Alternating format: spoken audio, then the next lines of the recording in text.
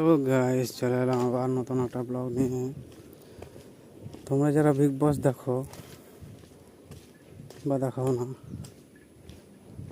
আমি বলার পর দেখবে। বিগ বসে দেখলাম এই আগের সপ্তাহে নমিনেট হয়ে ঘর থেকে বেরোলো নেহাল, কিন্তু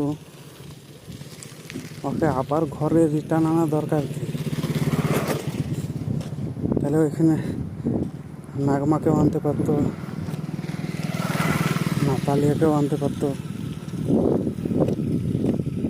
এই গেমটা তো আমি বুঝতেই পারলাম না যে কী ব্যাপার এখানে।